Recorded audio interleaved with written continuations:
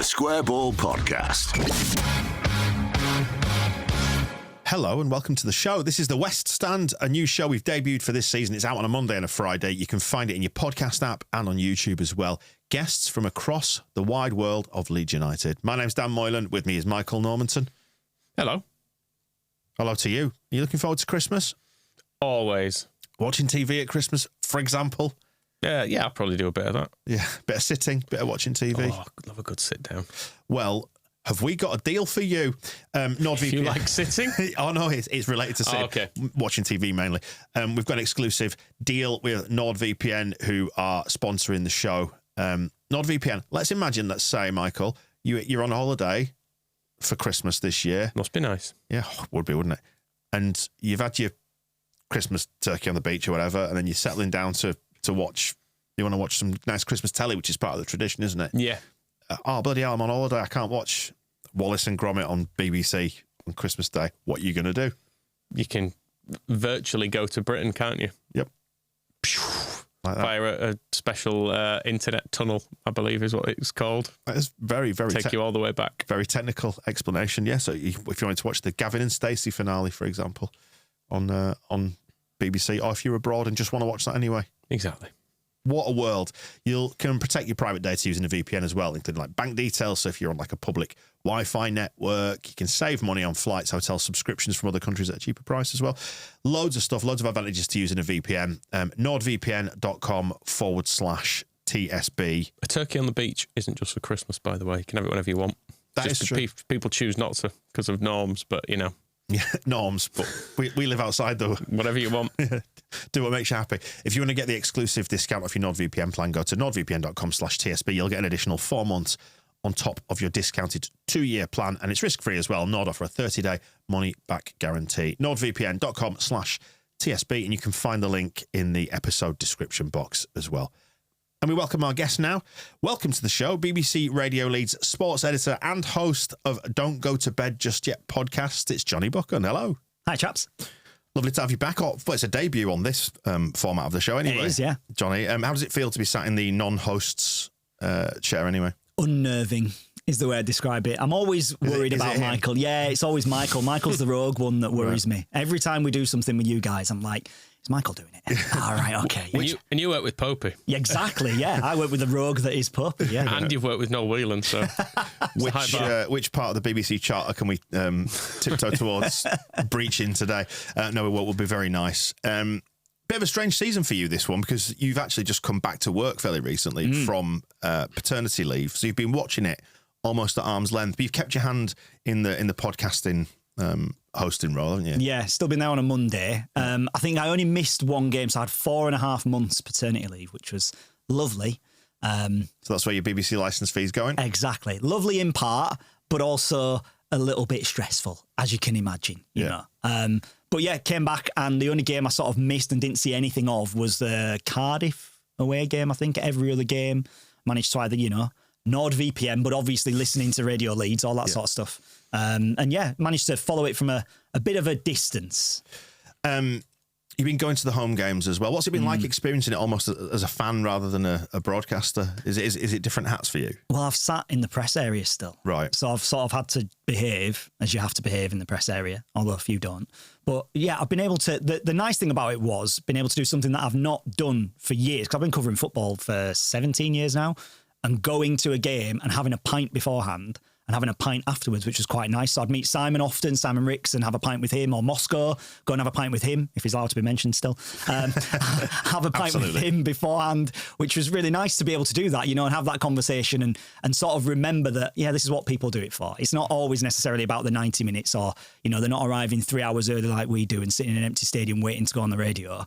It's actually turning up and having a pint with your mates, having a bit of a chat, walking to the car with them, walking back, discussing the game, doing all that sort of stuff. So it was a nice little reminder, I think, of, yeah, this is actually what it's about. It's not just work. When we did our Christmas drinks at the Griffin, that was one really nice aspect of it. People were actually just dead nice. Like, I love the show. They stopped throwing pint glasses at us after a while. Once the bar started issuing the plastic ones, anyway. No, wasn't it nice just to have a proper chance just to speak to people who are nice about it and say, I enjoy what you do. It helps when you've been advertising it and trying to drive people towards that pub. But nonetheless, it's not something we often get to do because we do the show afterwards. Yeah. And then often we'll record with a journalist as well. So by the time we're done here, you just want to kind of go home, don't you? And yeah, particularly when it's been the day we went to the Griffin was a new mag, and early kickoffs was down here for 9 o'clock with the van, parking it up, and then it's actually getting home about 11. You're like, it's been a very long day. Yeah. Of sort of work. I can't really complain. That's the same as us. We arrive to an empty stadium and we leave an empty stadium. Everyone's gone by the time. The stewards are still there, and there's staff still there and all that sort of stuff. But yeah, for a home game, 3 o'clock Saturday, I know there aren't many, but 3 o'clock Saturdays, I'll be arriving at 11:30ish, something like that. Most people still haven't even thought about what they're going to wear to go to the game, and then you're there sat in an empty stadium. I love being in an empty stadium. It's one of the privileges of the job. I think it's fantastic. But you then slowly see it all build up. You then get the 90 minutes and then you slowly see the fallout. And then by the time you leave, it's dark and you're getting in your car in an empty car park and then off you go home again. So yeah, you do miss all that sort of stuff. There's a really funny parallel that goes back to when I was DJing in bars and clubs. Exactly the same thing. You come into the club when there's nobody there. It's just about to open and it's all clean but still smelling a little bit of booze. And you see everybody come and have a good time and then it gradually fades away. And then you leave and you go home on your own in the dark. It's not as glamorous and as exciting as people would paint. And I don't think anyone expected Tiger to be too glamorous. Not by the end. Not by the end. But I should say as well, we are definitely not complaining about this. None of it. I think it's just nice to give people a little peek behind the curtain and say, actually, it's not all glamour and excitement, is it? Well, Bryn was on the other week, he was talking about his nightmare journey down and his kebab on his own, his hotel room and all that sort of stuff. So it's lifting the curtain a bit, isn't it? But it's, like you say, it's no complaints. It's absolutely brilliant. My first game back after paternity leave. Was it Swansea? Yeah, it was Swansea away. So obviously I was really unpopular at home because my first game was, right, it's Saturday, 2 o'clock. See you later. I'm leaving you with a 5-month-old and a 5-year-old. And off I go and I'll be back at midnight on Sunday if we get through the floods.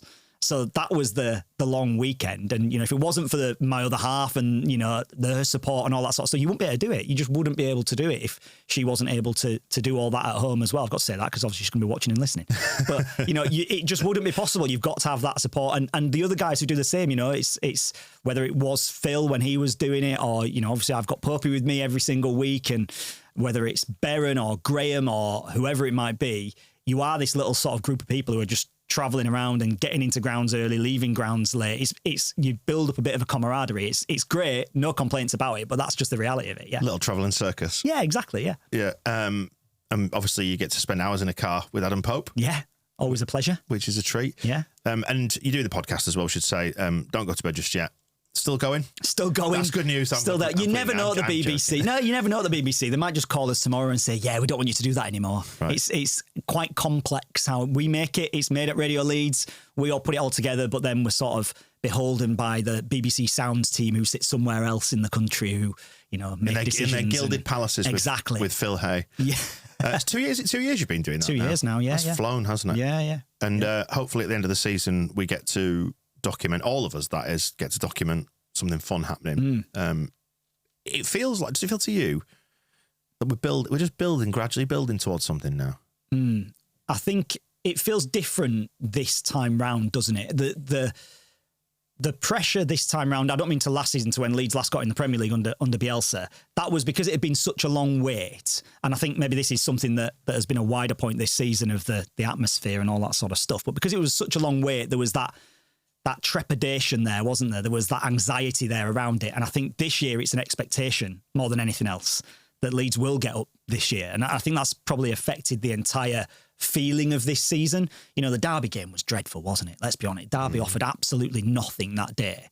And the atmosphere, by the time Daniel Farke went over to do his little salute that he does, there was hardly anybody in the stadium. But you could have left after 65 minutes and not missed a single thing in that game, because of the way that the games have been at Ellen Road this season. So yeah, I think it does feel like it's slowly building. I think the run of games coming up could, provide a good platform to be able to put some more points on, maybe try and open up a little gap over Sheffield United, which would be ideal, wouldn't it? But please. I just think the full feeling this season's different. It's got a totally different vibe to it, maybe to even last season. The YouTube channel LUFC Cinema, you did the Stuart Dallas episode. Saw you on that. I was on it, yes. I was. Looking very... I've not actually watched it yet. Very handsome, head very shiny. Oh, as always, well polished. Did they put makeup on the shiny? Gloss varnish. But you're on that, and I watched that. I was going to say I made the mistake of doing this yesterday, and that's to paint it in a bad light, I watched the Stuart Dallas episode. It's 20 minutes, and it's it's hairs on the back of your neck stuff talking about Bielsa's arrival, the struggles before Bielsa arrived, obviously the struggles afterwards. But it's very, very, very philosophical and stoic about it. It's Stuart Dallas to an admirable level, given what he's been through. But it showed obviously his finest moments against Man City, which then led me into watching that on YouTube, which led me back into watching Pablo at Swansea, and I started getting all misty-eyed about the previous promotion, and it transported me back into how that felt. And you're right, this does feel different. It feels more business-like, and I suppose it has to. I think the difference is, in terms of the atmosphere in the stadium, I think the atmosphere is always generated by the younger end of the stadium. People under 30, basically, I think, are responsible for the bulk of atmosphere. You look at the South Stand, the people who are most into it. And I think that generation of under 30s had never seen anything like it. So they were experiencing it for the first time. Everyone in the stadium now has seen a promotion, whether it was people who still remember, maybe Don Revie doing it very, very long time ago through Wilco. But now everyone's seen it. Yeah. And there's a bit of a like, well, okay, but what comes next? It feels like that is now the thing. Whereas under Bielsa, we were just happy to see what was next and excited for it. Whereas it's now, we've had a little taste of the Premier League. We've seen what a promotion's like. It would be nice to be in the stadium for one. I will say that. Yeah, because we missed out on that massively. I think people can, hopefully go off the deep end with celebrations this year if we can manage it, because we deserve that. But it's now that everyone has done it and everyone has seen how good football can be, I suppose. Whereas for a lot of people who grew up on a diet of, Dave Hockaday and Uwe Rosler and a different manager every 5 minutes, there was not much. It really was famine then feast. Yeah. It really was. I totally agree with you as well. I had this conversation last night. It was our team night out last night. And LUFC Lewis, who you might all know and see on YouTube, he does our videos for Don't Go to Bed Just Yet, Lewis Deaton. And we were having this conversation. He's been moaning about the atmosphere for a while now. And I said to him, the difference being now, though, you've had it. You've had that promotion and you've been there and you've seen it and you've done it. Okay, you weren't there for it, but they all had the day in Millennium Square, didn't they, and all that sort of stuff. I said, and now you expect it. You're totally right, Michael. I think people now expect it, and that younger end have had that moment. There's not that 17-year gap, where it is a generation of fans who hadn't ever seen the Premier League, and that's why it meant so much. And there's the other argument of, the journey better than destination. That's the other argument as well. Well, I think under Bielsa, the difference is it was only ever about the destination because we had the weight of that 16, 17 years behind us. We didn't have 3 years ago, we'd got up. It was just a decade and a half of growing existential terror about wanting to be higher up than we were. And it just felt like we would never achieve it. But then we got there. But I don't think anybody really thought too much beyond the act of getting promoted. And then we had that first season afterwards, and it was almost like fairy tale. Like, it was strange in the sense that the stadiums were empty still. So it had that otherworldly quality about it anyway, because we weren't experiencing it firsthand. There weren't fans there to sort of document it. It was just a thing that happened on TV, I suppose, or on your computer screen. But this time around, we've been in there. We've been in the stadiums.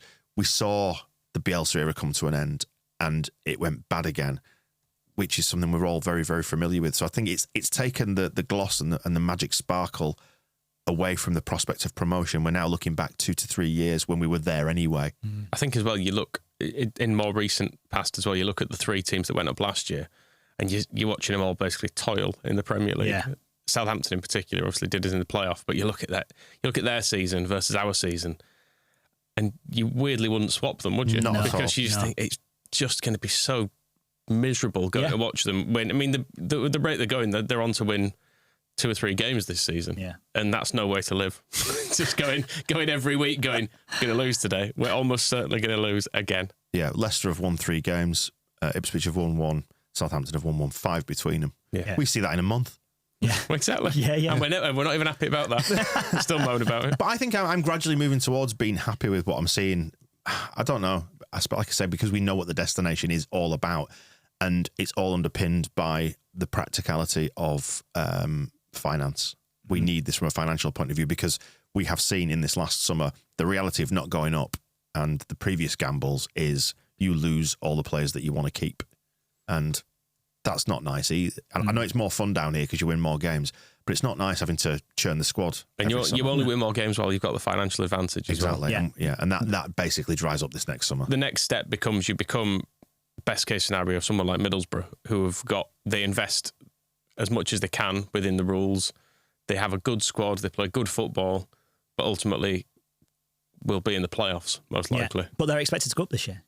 Carrick is expected to get them up this year. That was all the messaging that I'd heard from our colleagues up at BBC Tees ahead of their game the other night. And I've got quite a few friends who are Middlesbrough fans as well. It was like, no, this year is the year that Carrick has been given the armour to be able to go and have a go, And I thought they came and had a go the other night, which I thought was quite nice and refreshing, wasn't it? But they didn't look anywhere near the quality that Leeds have got in that. It was fun listening to your show.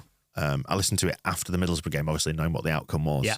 And I very rarely go back and listen to our out-of-date shows. Like, so if we put a show out, I will occasionally listen back to them just to check what it sounds like. Have we said anything stupid? But it's always whilst it's still current. But then to hear the sort of worry, the low-key worry that very much mirrored ours, I think, thinking that fixture was going to be really, really tough. And it was. But we were saying it hit that Goldilocks spot for jeopardy, victory, opposition have a go. I think the thing creating a bit of atmosphere. It was tough, but it wasn't a grind, which is what a lot of the season feels like. There's a distinction between the two. It was like it was a good end-to-end game with both teams trying to actually play football, and I think that's a pattern we're not used to. Yeah, I don't think we're used to being like the best or one of the best teams in the division. It bears repeating. It's a bit of a strange thing for us. Like even when you go back to the Bielsa promotion season, it never felt like I didn't look at that and go, we are. No. Far and away, miles better than everybody else in this division. It felt like magic. Yeah, it felt a bit like look, no one touch anything. Yeah, because now this is working. It's almost like like a spinning top, wasn't it? Like, if you touch it, it's going to. At the moment, this is going really well. If the kids are playing nicely, don't interrupt them. Yeah, just leave them playing. And nobody touch anything. So I mean, looking back, you would say like obviously Ben White at the back has turned out to be a very good Premier League footballer. Pablo had.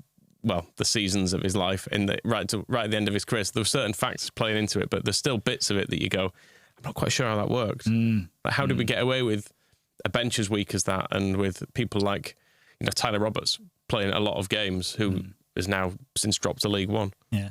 How did they get away with that Barnsley game at the end? I mean had that been a full stadium, that would have been absolute carnage that night. There's no doubt that would have been a totally different story had it been a full crowd inside Ellen Road, because it was utterly shambolic. You can imagine what it would have been like at full time. Everybody absolutely furious but delighted at the same time. Yeah.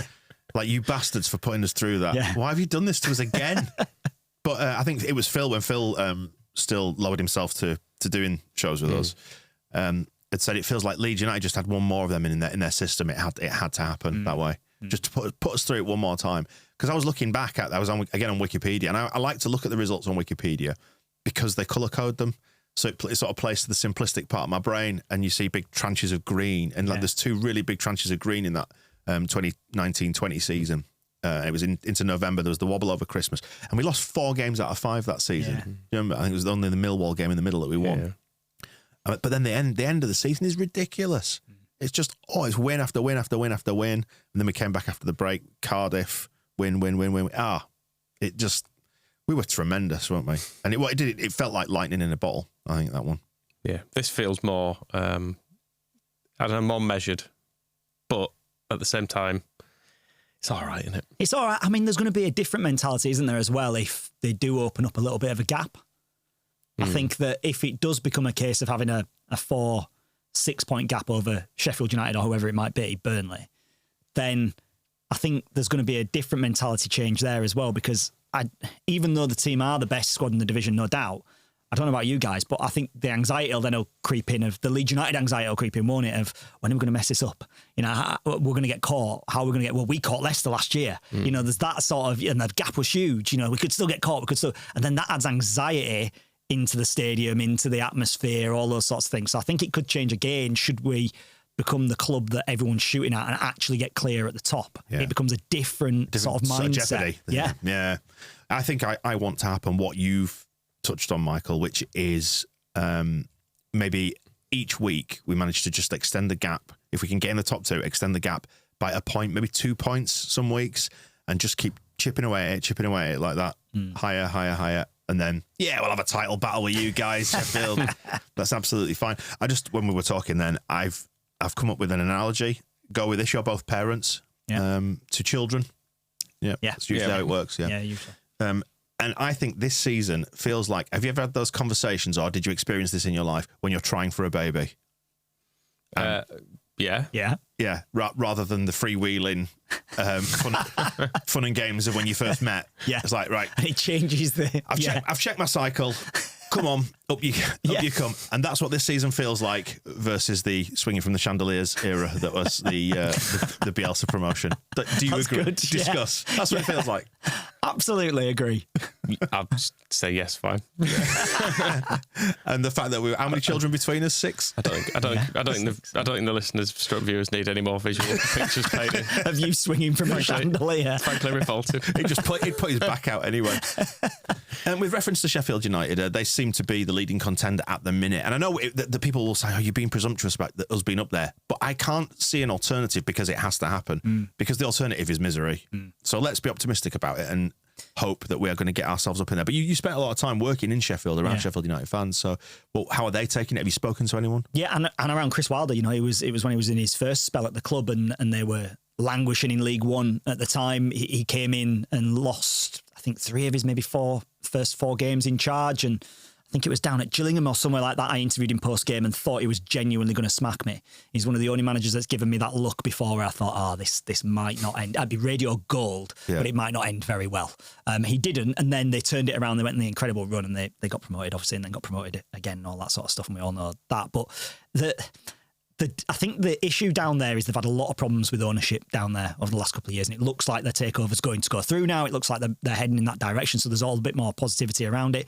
But I know so many Sheffield United fans who were thoroughly miserable last season because of the fact that it was just rubbish being in the Premier League and getting beaten heavily and changing in coaches and all those sorts of things, that it just became what we're saying now really about the 3 that went up. It's not enjoyable being up there when at this point in a season you're still looking for your 2nd or 3rd win, is it? And it's nearly Christmas. Yeah, it's just miserable. So again, I think they will feel the same way that we've spoken about Leeds fans feeling of being just winning games, being a nice thing to have, after Leeds had those tough couple of seasons in the Prem.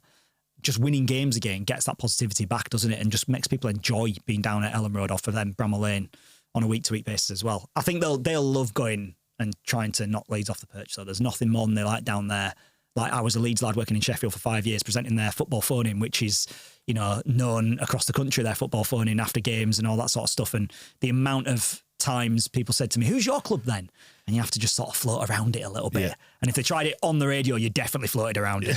But it was... we seem to have lost you there. Yeah. Get rid of that. But yeah, they love nothing more than getting one over on Leeds. Yeah. And Chris Wilder loves nothing more than getting one over on Leeds. As you've said, Michael, loads though, if we are to go up in 2nd and they get an open bus tour with a trophy, fine. I'm not in any way, shape or form interested. But and maybe that's a representation, or it shines a light on where we are as a club as well, which is just needing to get up rather than... We don't need to win this division. We need to get out of it. Yeah. Preferably by the top exit. Yeah. Yes. League One was all right for a bit, wasn't it? But But I don't know about you. I think the slight malaise or weirdness around us being business-like this season and teams turning up to Elland Road and not really trying, and us being so much better, the weirdness around that has given me pause for reflection to think about what life in the Premier League might be like next time around, because you can't help but do it. Your brain starts to move on to the next thing, because really it is the next thing that we're craving, isn't it? And I'll be interested to see how... Whether the gloves come off a little bit when it comes to the ownership, I suppose, because I think they are absolutely chomping at the bit to get stadium plans shown to us. I think they'll do that probably as soon as we go up, if and when we go up. I feel like they've made a lot of the right noises of the 49ers. So when we do go up, because they've kind of... I was at the trust event with Parag, and he was talking about transfer business as well, and about how... under Radrizzani, we kind of went up and we acquired players without necessarily paying for them, with the implication clearly being we will have more backing when we get there next time. So they've talked up the transfers, they've talked up infrastructure stuff, they've said they're doing stuff at Thorpe Arch, they've said that there's these stadium plans, which every Leeds owner forever has talked about. it's a mass. If we do go up, it's a huge summer for them to make a big statement and be like, okay, this is how we make Leeds a proper Premier League team. Because last time it was a Championship team with Bielsa in charge. I think the stadium, do you agree, Johnny? The stadium will act as a nice distraction. If they are to reveal that, let's say at some point in the summer, just to keep things ticking over, that'll be nice, a nice bauble to look at. Yeah. And it'll get everybody reignited, passion for moving forward, progressive stuff. But it will still be judged on what happens with the football team. Absolutely. Yeah. Absolutely. I mean, you can talk about the stadium all that you like, but there's no point in doing a load of work to the stadium if then the team on the field isn't doing it and you're back in the Championship again. Because that just doesn't work financially for the club, for anybody. It doesn't work. So the only way they can do that is if they make it a sustainable Premier League club that warrants a 55,000-seater stadium. And the only way to do that... You have to attack it in a certain way? Like in terms of the transfer market, the recruitment, will they do it differently? I don't think it'll be all done by one man. No. Whether that be Victor or whoever else was working with. I don't think it'll be on that whim. I think it'll be much more structured. They've had a change, haven't they, in terms of the backroom staff. Alex Davies has come in, hasn't he, as the head of recruitment. He's been at the club for many, many years, so he stepped up into that role. Adam Underwood as well's involved in that sort of stuff. He's been at the club many, many years. So you can look at that as a positive. They know the club, they know the pitfalls that the club's gone through in the past, and they've learned hopefully from those pitfalls and can move forwards. It'll depend on the 49ers and how much they decide to actually throw at it. It'll depend on whether other stakeholders increase the amount of money they might put in. You're talking about Red Bull, maybe Johnny. Have something else back in return. Who knows? But it'd be amazing if that didn't happen, if Leeds got back in the Premier League. Let's be honest about it. No matter what he's said from above, I think that's probably a likely trajectory, isn't it? If we're all sitting here now being honest about it, you would think that Red Bull want to, make sure that they're front and centre of everything moving forwards when Leeds are back in the Premier League. Parag said it was only as minority investors. He was very, very clear on They could still remain minority investors, but with a larger minority, could they not? Potentially. I mean, he was very clear that it will never be Leeds Red Bull. It will never be the Red Bull Arena. I don't necessarily think it will. But at the same time, if you sell the club, it's not your job to say that anymore, is it? And I also do remember speaking to Parag when I first got into this job. It was the first summer, and I spoke to Parag on a Zoom. He was in a hotel room in London somewhere, and I'm sure I'd have to listen back to remember the exact wording, but I'm pretty sure I asked him about future, and this is when the 49ers are coming with 10%, something like that, future full ownership of the club, and he said, no, that's not something that we're interested in now. And that's fine to say that, because he was truthful at that point. That wasn't something they're interested in, but then it's changed as things go on. So you don't know how these things... That's not the story he tells anymore, though. Because he contrasted, at the Trust event, their early involvement with Red Bull, saying we came in with an eye on this. They are not coming in in the same way. There you go. I think, though... and I don't think he's misleading people with any of that at all. I was going to say...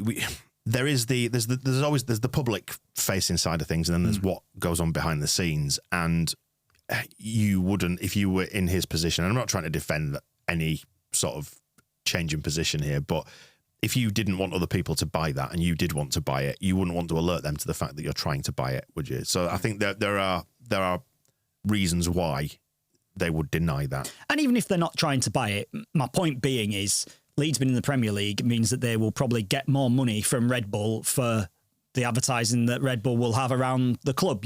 They will get a larger pot. So it depends on how much money they're going to put in as well, which might impact the transfer activity in the summer. And I'm sure that's all already lined up, isn't it? The businessmen are clever. They'll have said, well, if you get promoted, this is the percentage you'll do and all that sort of stuff. This is how much we'll put in and this is what your advertising will cost and you'll get these shirts and all that sort of stuff. So that'll already be in place. But I think in terms of attacking the transfer window in the summer, if Leeds have gone up, I think there's a lot of work to be done. It's not like this group could look just at Ipswich. step up. Look at Ipswich, who've dropped £100 million on footballers, and it's still left them where they are with one victory. Yeah, it's a lot of money to spend. It's mad the gulf between, isn't it, that we essentially all agree that Leeds got the best squad in this division, and then we all agree that we also need like a dozen players if we go up. But I know we've just spent bloody ages talking about the idea of getting back to the Premier League, but I am very happy to take it one step at a time, and I'm very mindful of the fact that we need to play out the rest of the season. There's a lot of games still left to go that we need to do that with. Yeah, but I think it's fine to sort of theorise and wonder. Yeah.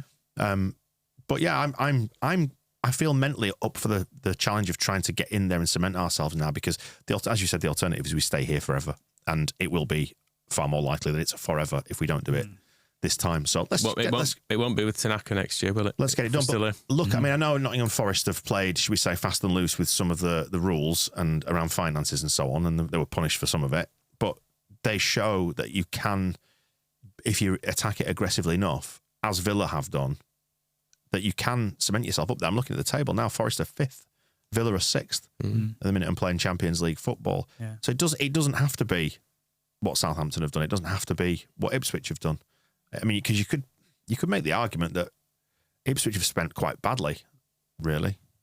I think supplement a decent number of signings with some champion, best of the championship, to borrow that phrase, type signings, then fine. But it hasn't felt massively coherent there, and they don't strike me as a particularly happy fan base now. You've got to go and find gems though as well, haven't you? Like Tanaka, you've just mentioned Tanaka there. Second tier German, football that he was playing, and he's dropped in and looks like he's too good for the championship at times already, doesn't he? And I know Daniel Farker spoke about it the other day, didn't he? He sort of went through the players that the club has signed, and Schmidt, he was like, people seem to forget who he was, and German clubs didn't come for him like we thought they would do. And Ramazani, got relegated in Spain, and all of a sudden everyone in England forgot who he was. Well, we went and got him, and we think he'll have a big impact. Tanaka being the other example as well. So there is the ability to go out there and find players like that you might be able to get on the continent for a 15, 20 million pounds that we might not necessarily sit here right now and know about. I'm sure some people listening will do if they're,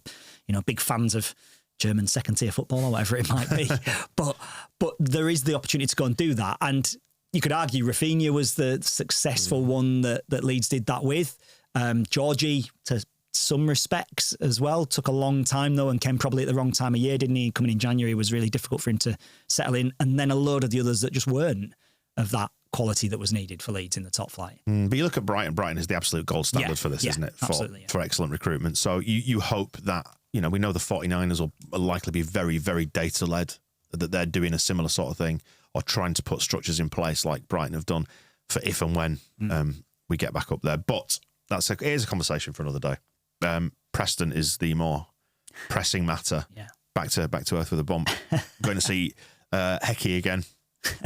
And do you think maybe we might face a slightly different Preston to the one that we saw last year? Because under Ryan Lowe, it was quite physical. They, I'm going to choose my words carefully, but it felt like they dragged us not down to their level, but they dragged us into a battle that we weren't ready for. Yeah, I don't think last year. Yeah, 100%. And I still maintain that the reason Meslier got sent off is because he's 6'4", and the lad he pushed was 5'4", and he was actually aiming to push him in the chest and got him around the face because of the height difference. That was what resulted in the red card, wasn't it? And I think the Preston, it was Boxing Day, wasn't it, last year, the Preston game, and I think it was one of maybe 2 times last season we saw Archie Gray have someone else get the better of him.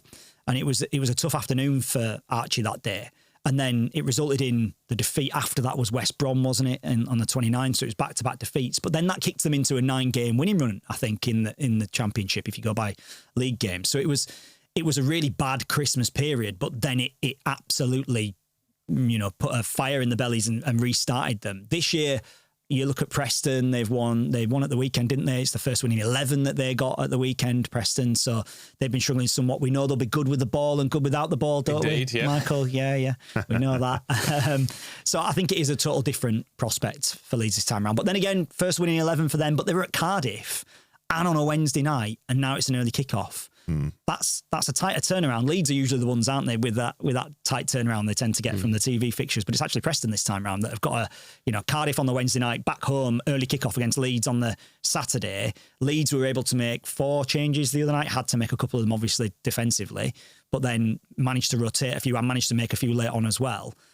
And I think Preston only made a couple. So again, squad depth we've got that luxury, haven't we? Should pull through for Leeds this weekend, should. Yeah, you hope so, don't you? They hadn't won prior to this last weekend. Yeah. October against Coventry. They had a bit of a hot streak. Yeah, they beat Watford, drew at Burnley, and then beat Coventry. But yeah, it's been pretty sparse for them results-wise. I think there's more evidence of rotation this season from Farke, particularly in the wide positions. He seems to have more confidence in the wider squad. I guess this is another point about the depth of that squad as well. And in some ways, Leeds being up there right now, despite the fact they've had to make a lot of changes. You know, it's not the first choice pairing in central midfield. It might be now, but it's not the first choice that was. You know, it was Ampadu and Gruev, and then they're both out. Fullbacks, you know, there's always at least one of them unavailable, often two of them unavailable, and yet they're still there, still, all right, second right now to Sheffield United, but right in the mix. And we've still not seen Schmidt play at fullback either, which he's apparently capable of doing. Yeah. So I was thinking about it, just going back to the Bielsa season, actually, I was thinking about the strength in central midfield as well, because obviously we lost Forshaw very early in that season, but then we reach a point where you've got Ollie Casey coming off the bench and playing, whereas now the equivalent now is Gilavogi, who is someone who's played hundreds of games at the top level, has played for France. It's a massive difference. Is a safe pair of hands to be able to bring on. I mean, ideally he comes on essentially when we don't need him. He comes on to see out games or to just give someone a rest for 10 minutes, doesn't he? But it's an embarrassing level of depth for Farke to have, really. And it sounds as though he's actually been a big influence as well, even though he's not been playing that much. You know, I think it was ahead of the Swansea game, wasn't it, that Daniel Farke said he stood up and did a speech about what it meant to go top of the league and all that sort of stuff. And I think it actually tells you quite a lot about the rest of the group, that they accepted that. He'd only been in the door a few weeks, and yet they've accepted this new guy coming in and been a bit of a, you know, leader and trying to charge them all up a little bit. When he's only been in the door a few weeks, he's probably only just learned everybody's name. Yeah. And that shows the respect that they have him, because they appreciate where he's played in his career. And it just shows the acceptance that group are willing to have to learn and improve and get better and allow someone like that into the thick of it. Yeah, Gilavogi feels like a bit of a dad figure almost in that squad. Like, you saw the bit the Nonto ran over to him. Yeah, he's obviously not integral to the team in the same way as on the field as like Pablo was, but in the way that Pablo was a player that clearly a lot of the younger players looked up to in that last promotion squad. You wonder if he's that, but maybe not as involved on the field. But yeah, it was nice to see Dad and Lad, wasn't it? Celebrating together. Try to jump up into his arms. Yeah. And of course they're going to be missing Sam Greenwood, who's one of their top scorers and top assisters this season. So we're forcing a change on him with the loan clause, obviously. Jesse Marsh's central midfielder.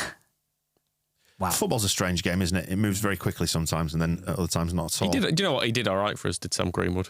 I think given what we paid for him, the way he was thrown in at the deep end on stuff, I always thought he was okay. But yeah, won't be playing in this game, so good. When he went to Borough, quite a few of my mates were really excited by him when he first arrived. And then I think as the games went on, they slowly realised that maybe he wasn't necessarily this wonder kid that you signed on Football Manager a few years ago that everyone thought he might be. And then sadly, it just didn't work for him, did it?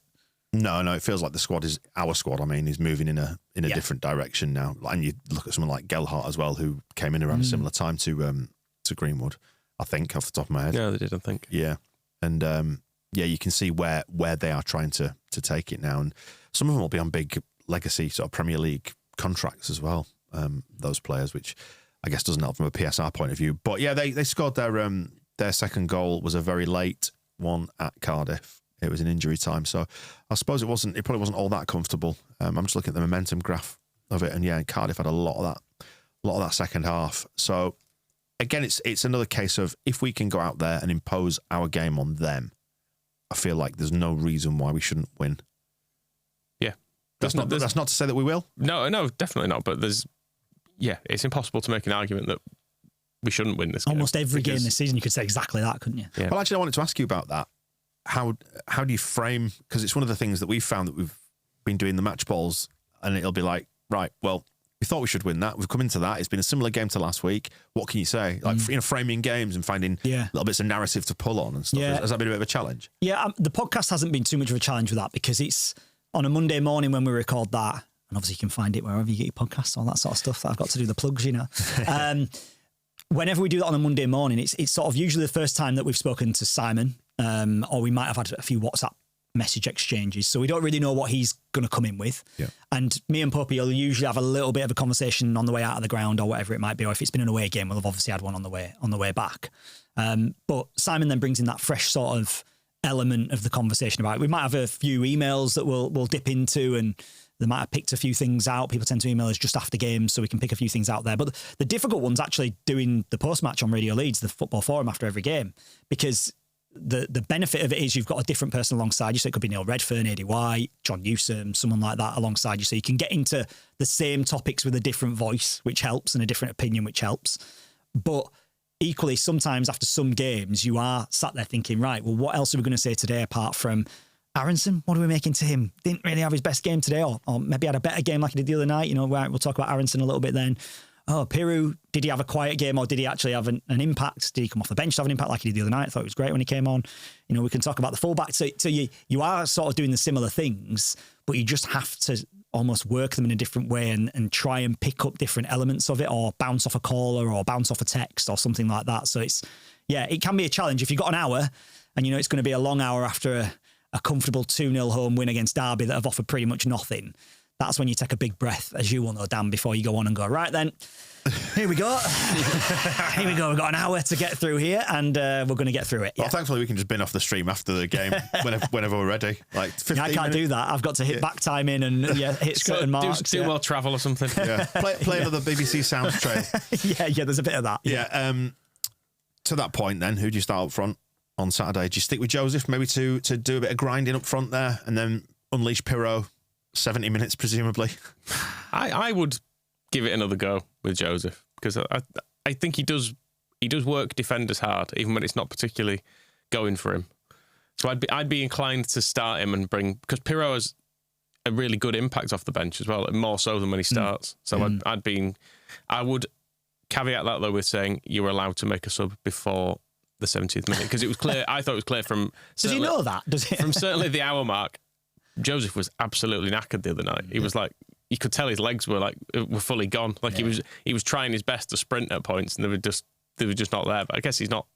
He's not. Because he's not played. He's not played, has he? So he hasn't played for a while, so he's not going to be match sharp, is he? Yeah, there's that. I don't know. I think leaving Piru out, you're leaving the most clinical finisher in your side out, and maybe Dan James' side, maybe. But I think that's I don't really buy into that. I think I get that Joseph runs. I get he presses. I know Daniel Farke's spoken about them actually working with Joe Piru on his mobility and over the summer and trying to get him better at that. And I think they feel that maybe he has to some extent.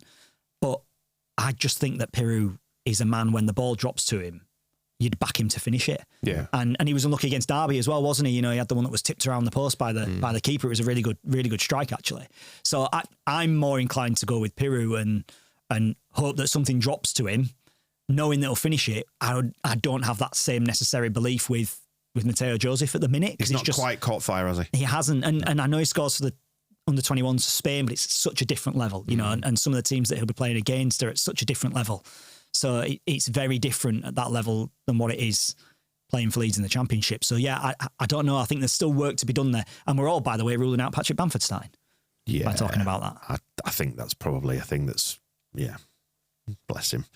No one's speaking up for Pat. Poor Pat. No. I do lean towards that idea, because I wonder what sort of game it's going to be on Saturday lunchtime. Whether it will be a case of trying to keep it compact, and they will do that thing that a lot of teams have done, which is try and frustrate us. In which case, do you need as much running up front? Whereas Middlesbrough, it felt like that the whole pitch was stretched against Middlesbrough. It was wider, it was bigger. They were trying to play out from the back, so you needed to cover more ground. Yeah. Is it going to be a lot more compact?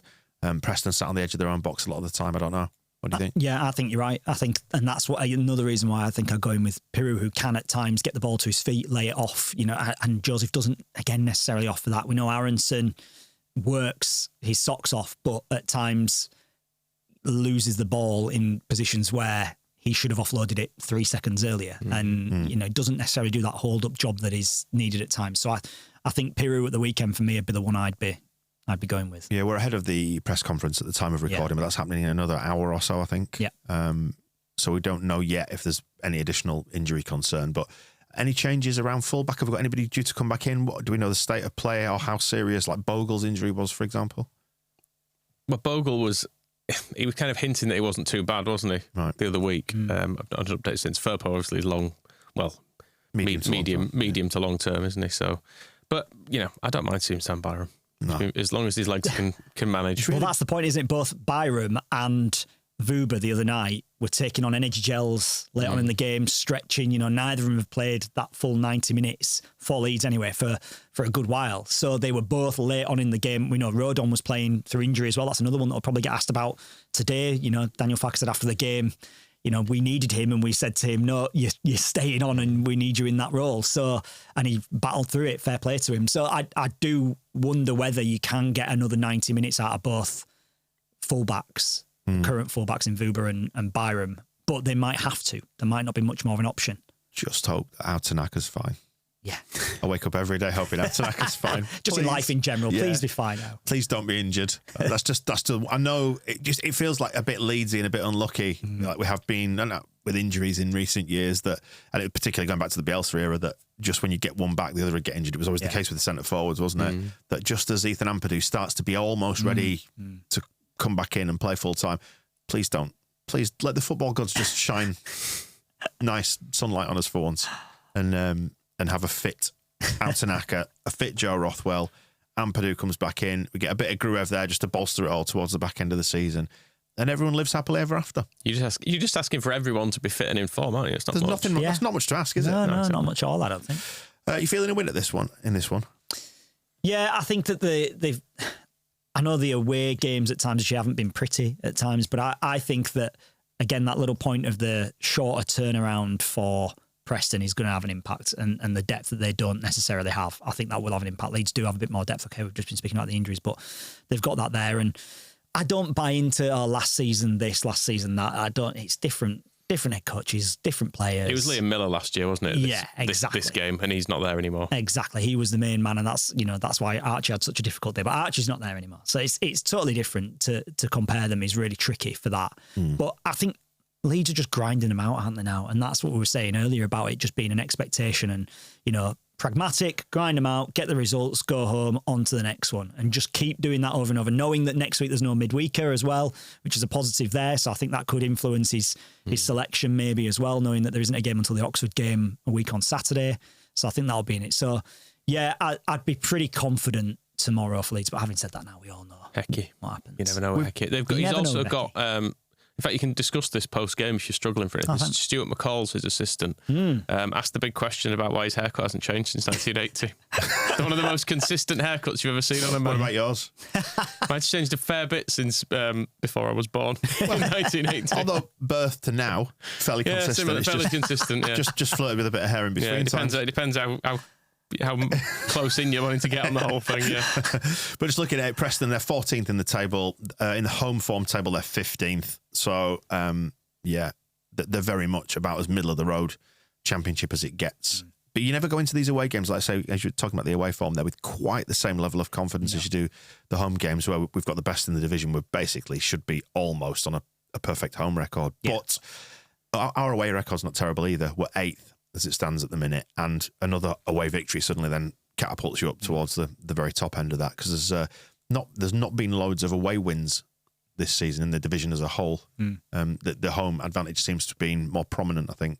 I think the division's been poor. Yeah. I think the standard across the division as a whole has been pretty poor. Yeah, I think that's partly where the confidence comes from this year as well, because we've at the point of having pretty much played everyone now, certainly the top end of it, and you go, well, I don't think anyone's been... No one's stood out, and you've not come out of many games going, wow, that was a tough game. Even like Burnley, Sheffield United, who were obviously up there, they weren't great. No, Sheffield United were poor, but that's because they changed what they did and tried to counteract what Leeds did, and it didn't really work for them. Burnley, it was obviously the slip, wasn't it, that won it for them. I thought Borough were all right the other night, but again, after the game, speaking to our colleagues from BBC Tees, they were like, we were dreadful. Yeah. We were awful tonight. They said they were so far off what they can be the other night, it was unbelievable. And that's why they were really disappointed, actually, with how the game panned out, because they felt that had they played to their best, they could have actually given Leeds a really good go, maybe even got more from the game, maybe even won the game. Didn't we stop them playing to their best? You could argue that, but they did give it away quite a lot. If you think about it, they actually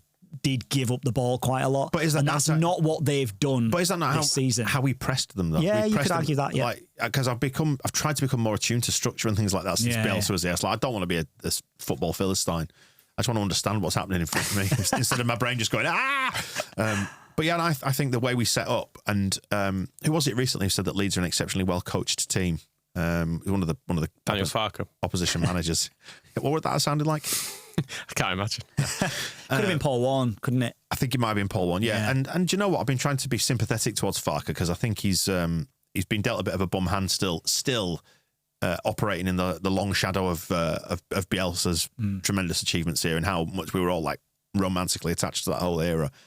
He's actually doing a really good job. Yeah. It's not always effective. Sometimes it comes up against teams that just nullify it or beat us. But then again, it did with Bielsa as well. Yeah, absolutely. And, we're looking back on it through rose-tinted specs. So I've been trying to give him a little bit more credit where that's concerned. And I thought we set up really well against Middlesbrough, the way we pressed them and the areas that we forced them to play into and allowed them to play that were non-dangerous areas. So I think what I'm saying is all credit to us and ignore those Teesside losers.